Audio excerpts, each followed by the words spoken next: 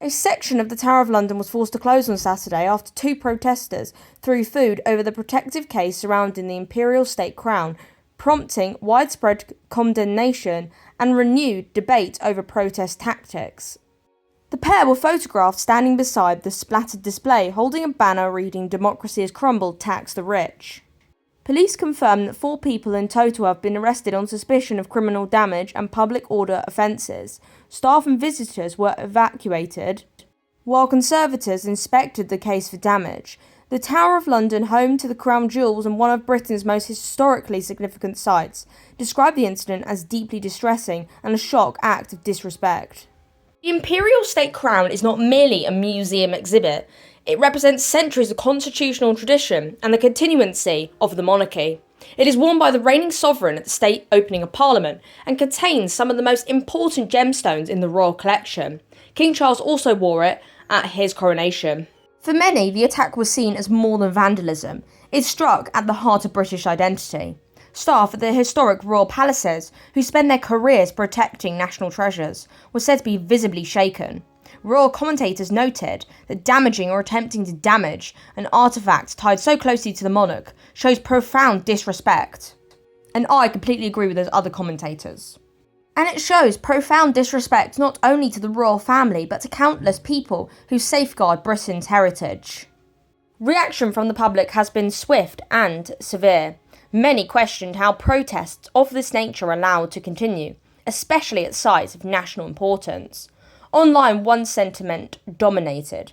This protest did nothing to advance debate, and instead alienated the very public the activist claimed to speak for.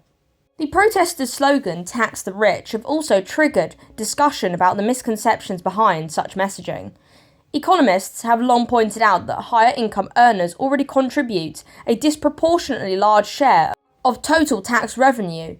In the UK, a small percentage of top earners account for a very large share of income tax collected. The highest earning households pay a significantly higher effective tax rate. This includes super rich pop singers, actors, and also members of the British royal family, as well as self-made billionaires and millionaires. Meanwhile, rising thresholds mean more lower income workers now pay no income tax at all, reducing the size of the tax base. This means that, contrary to the protester slogan, the wealthy already shoulder a substantial portion of public funding. Increasing their tax burden furthers risks, such as reducing investment, driving talent or capital overseas, raising costs for consumers or as businesses pass expenses onto the public. Economists argue that simplistic phrases like "tax the rich" ignore the much broader and more complex visual picture, including the reality that everyday households feel the financial pressure when businesses facing higher taxes increase prices. Adding to that, taxing the rich could mean more move countries where they pay very little or no tax at all, meaning tax rates go up for the people lower down the scale, such as to the middle and lower classes, who then are forced to pay tax because the rich who paid before are no longer paying for it because they basically left the country. The lower class, because unfortunately classes exist due to how much money you make, will eventually have to pay tax, and eventually will fall further into poverty, because the government will eventually tax everyone if all the billionaires and millionaires are forced to move countries.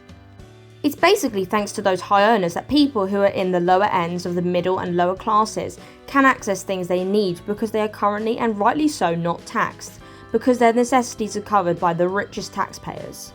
However, without the rich in the UK, those middle and lower income people will have to pay, meaning they will struggle a lot, and that's why people should respect the rich. Because every time they pay taxpayer money, they help the poorest in society. As well as voluntary paying tax, families like the royal family also pay loads and loads of money, millions and thousands, into charities that help people in society as well.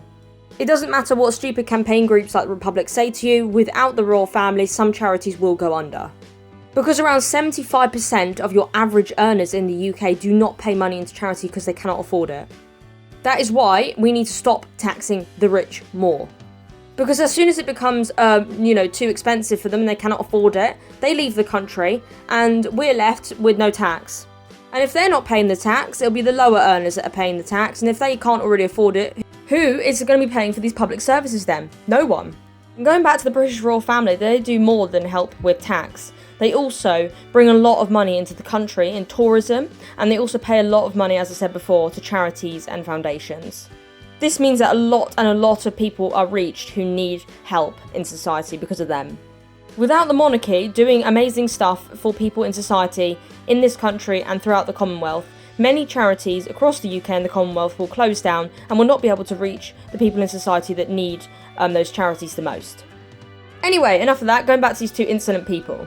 Critics reportedly say that the protesters did not exercise free expression. They vandalised the world-famous heritage site, disrupted visitors and forced museum staff into emergency response mode. This goes beyond political expression, one heritage expert reportedly said. It is vandalism disguised as activism, and it disrespects centuries of history. Police have confirmed that all 4 individuals remain in custody as investigations continue, and I hope they get charged. The display case will stay closed until Conservatives verify that it has not been structurally compromised. Now, I hate activism when it's activism as a hate campaign and not actually activism. If you're helping the environment, that's different because you're helping others. But if you're out to destroy a culture, a religious thing, a heritage site, anything like that, or a family or anything like that, and you're out to destroy something, you should not be allowed to do these activism things. You should be banned from activism because it's not activism, that's a hate campaign. I'm sick of some people in society saying, well, it's freedom of speech, we can say what we want. No, don't be ridiculous. You cannot say what you want. There's a difference between activism and being a hater. People should not be allowed to just go and destroy things whenever they want. We need to start getting some of these unruly activists off the street because they want to cause trouble. And if they can't respect this country and the people in it, they should leave. Everyone deserves to feel safe and loved in their country, and if they can't, then the people that are causing them to not feel safe and loved should leave. It's as simple as for these haters, critics, and basic criminals.